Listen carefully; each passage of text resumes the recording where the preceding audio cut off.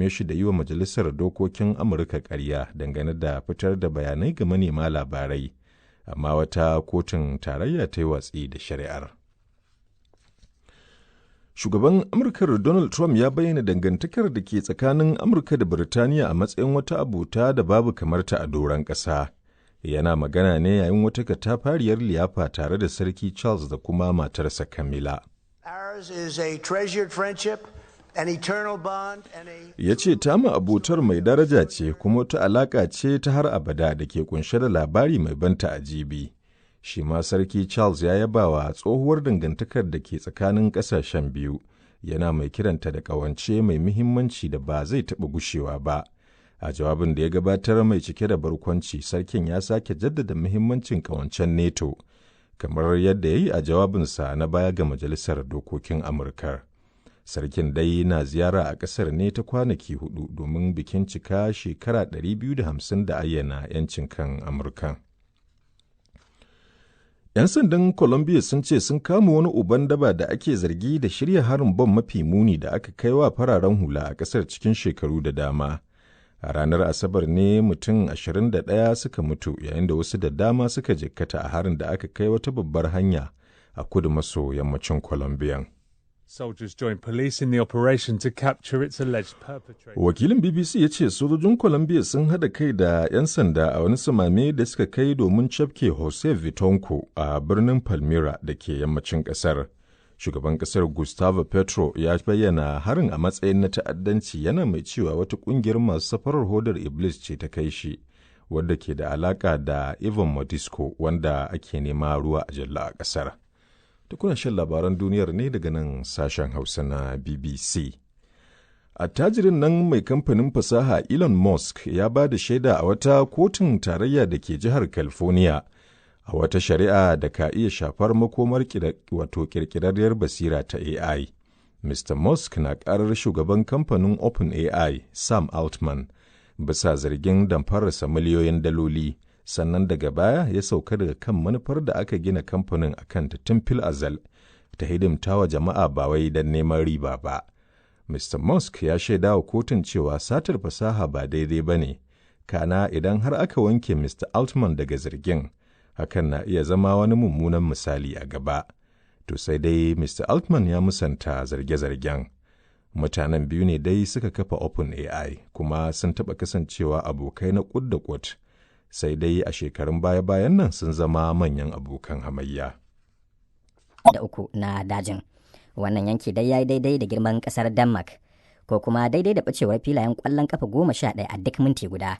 Binciken ya nuna cewa duk da cewa tsauraran dokokin kare muhalli na yin tasiri, har yanzu asarar filayen dajin da ake samu ta zarce wadda ake samu shekaru 10 da suka gabata.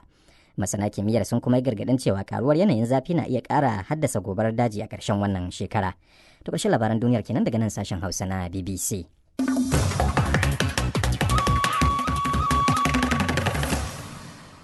To idan muka je ga rahotanni, kamar yadda watakila aka je a labaran duniyar, an tuhumi tsohon shugaban hukumar binciken manyan laifuka ta Amurka FBI James Comey da barazana ga rayuwar shugaba Donald Trump a wani sako da ya wallafa a shafukan sada zumunta.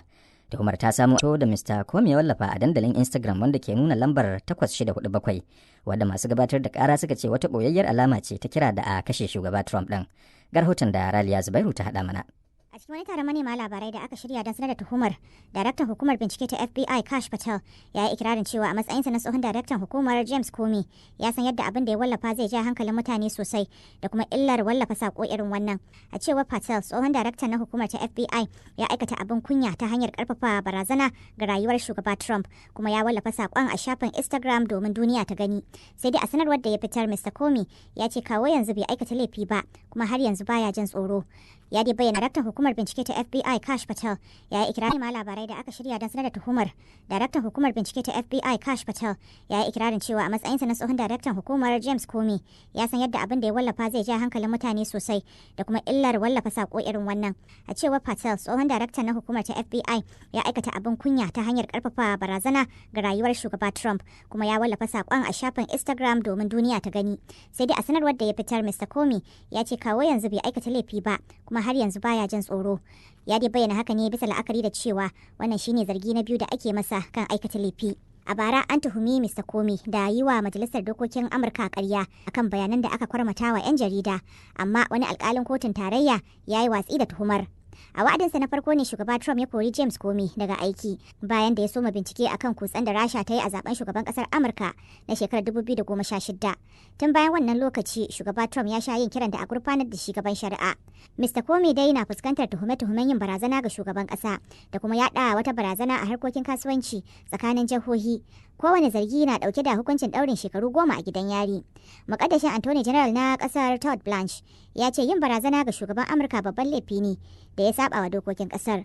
Sai dai wasu masana harkokin shari'a sun ce tuhumar bata da tushe kuma ta haifar da sabbin tambayoyi game da kokarin ma'aikatar shari'a ta kasar na bata sunan abokan hamayyar siyasa na shugaba Trump.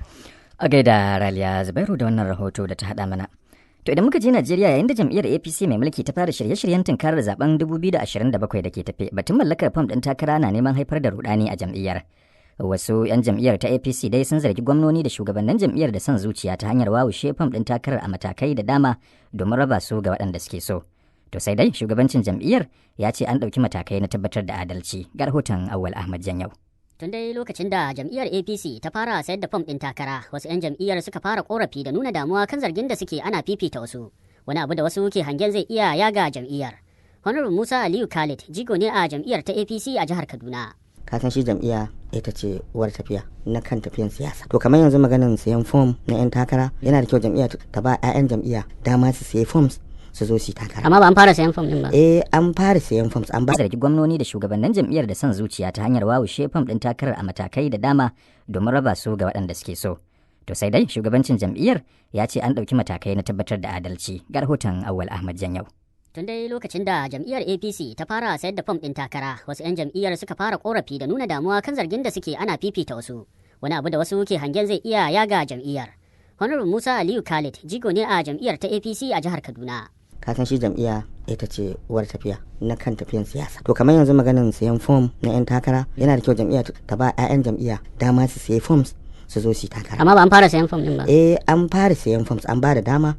Wa'insu kaga in ba su dama ba ko suna son ɗan takarar ba sa so, sai kaga abubuwan ya zo ya lalata fatin ta samu matsala. Kaga yanzu kamar yanzu a tafiyoyin nan da ake yi, wa'insu suna zuwa ne a ce party national party chairman ya ce, wa'insu a ce gwamnoni, wayansu cewa ne. To kaga duk irin wannan ba akwai confusion. So muna son ne duka ma da wanda ya ce da wanda bai ce ba ma a zo a haɗa kai a ba party dama, a ba kowa dama ya primary. Haka ma tsohon kakakin majalisar jiha a Kaduna Honorable Yusuf Ibrahim Zailani na cikin masu nuna damuwa tare da yin gargaɗi. Shi dai shugaban ƙasar Najeriya su suka yi tsaye suka tabbatar da demokradiyya ta tabbata, kuma shi dan siyasa ne wanda yake ya yarda da mai jama'a da shi yake hurɗa.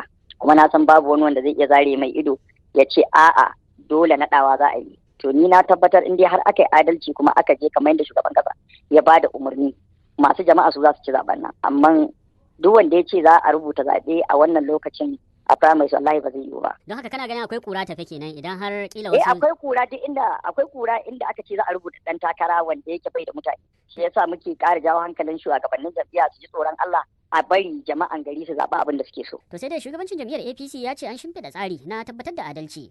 Kuma Bala Ibrahim shine daraktan yada labarai na jam'iyyar ta APC. Magana ce ta ana gudun son zuciya. Duk wanda yake da sha'awa kuma ya cancanci ya tsaya, to zai bi ka'idoji kamar yadda jam'iyya ta shimfiɗa kuma hukumar zaɓe ta shimfiɗa a je a fafata. Idan an samu maslaha to a yi maslaha.